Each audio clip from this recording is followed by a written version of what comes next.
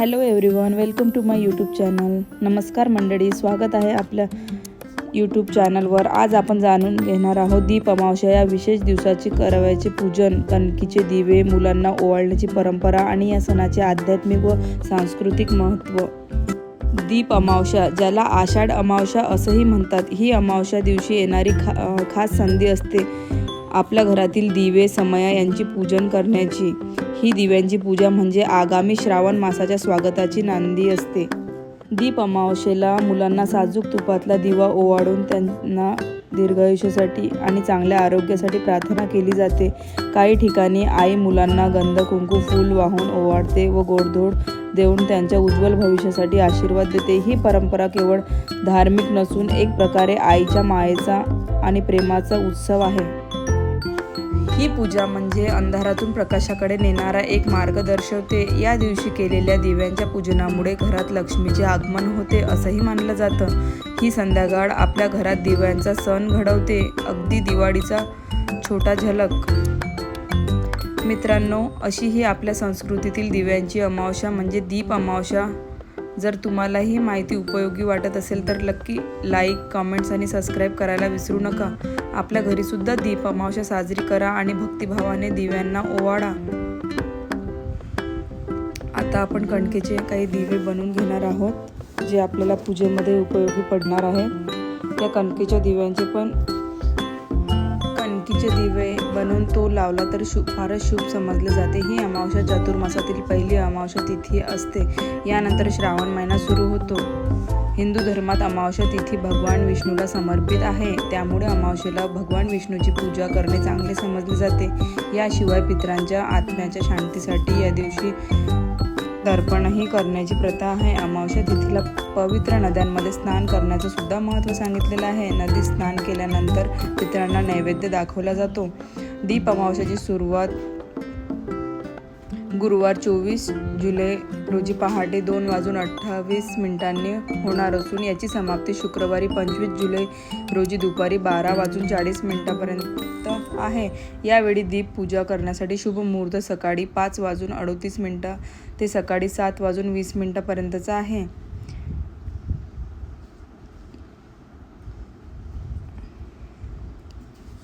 आता आपण दिवे पाण्याच्या वाफेवर वाफवून घेणार आहोत. ही खूप सोप्या पद्धत आहे, ज्यामुळे दिवे पटकन तयार होतात.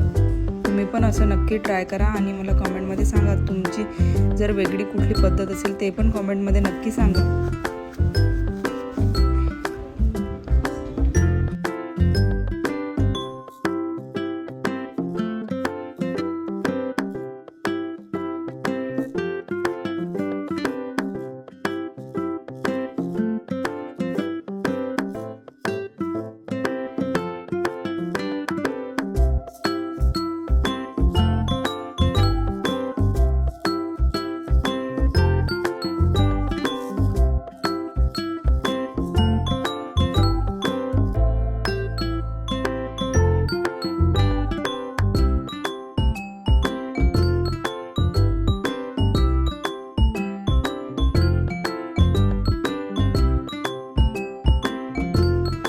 अशा प्रकारे सर्व दिवे रेडी झालेले आहेत, तुम्ही बघू शकता.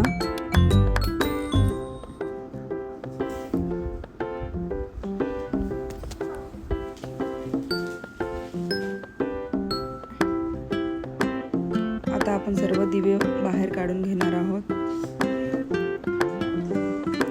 अशा प्रकारे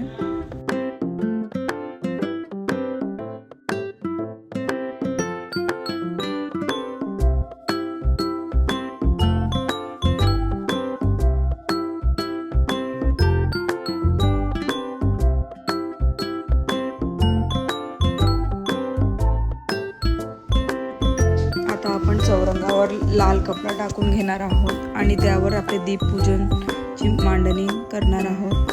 अशा प्रकारे तुम्ही तुमच्या आवडीनुसार पण डेकोरेट करू शकता. मी काही गुलाबाच्या पाकळ्या बोलावून घेतल्या आहेत, ते पण यूज करणार आहे पूजेमध्ये.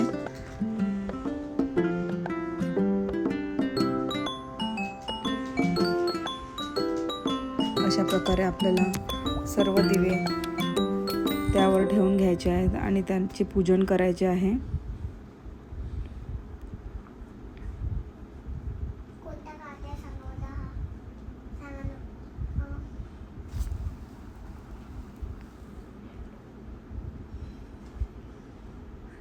अशा प्रकारे छान सजावट करून आपण दीपपूजन करणार आहोत.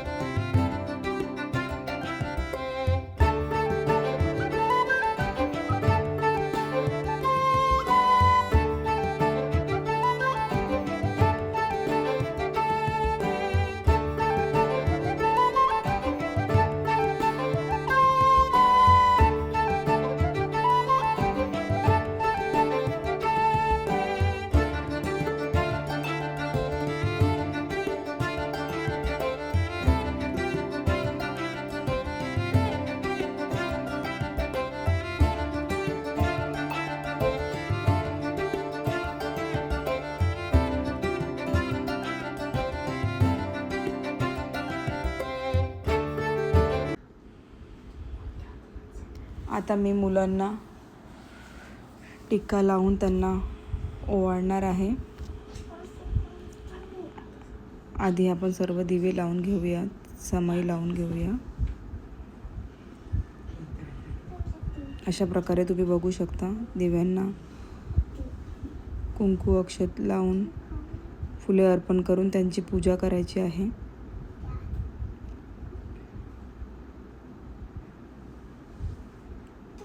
आता आपण दिवे लावून घेणार आहोत.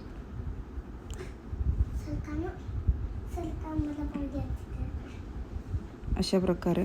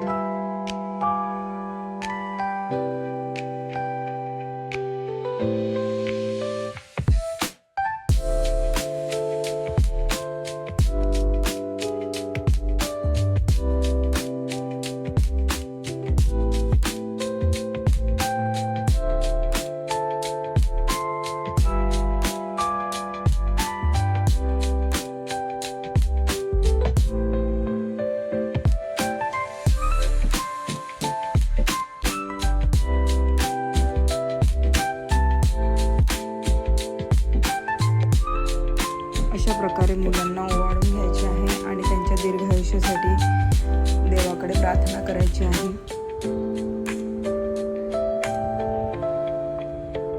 ओम तेजोमयाय नमः, ओम ज्योतिर्धराय नमः, ओम ज्योतिप्रकाशाय नमः, ओम दीपेंद्राय नमः, ओम दीपकाय नमः, ओम स्नेहयाय नमः, ओम दीपक राजाय नमः, ओम चैतन्य तेजाय नमः, ओम अग्नेय नमः, ओम प्राणरूपाय नमः, ओम दिव्य तेजाय नमः, ओम परम ब्रह्मस्वरूपाय नमः. अशा प्रकारे दीप नामावली म्हणून आपण पूजन करणार आहोत.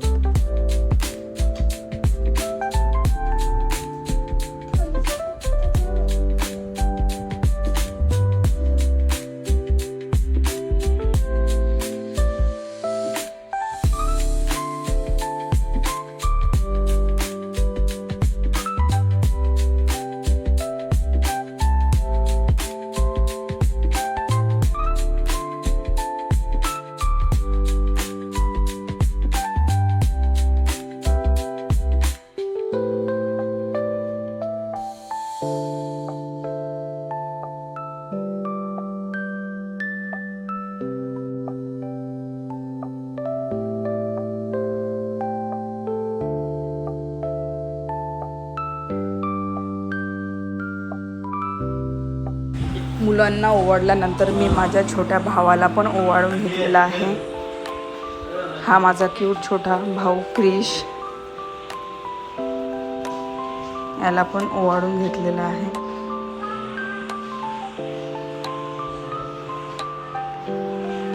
आणि अशा प्रकारे आपली दीप अमावस्याचे पूजन आणि मुलांना. चला तर मग भेटूया नेक्स्ट व्हिडिओमध्ये. Bye bye, take care.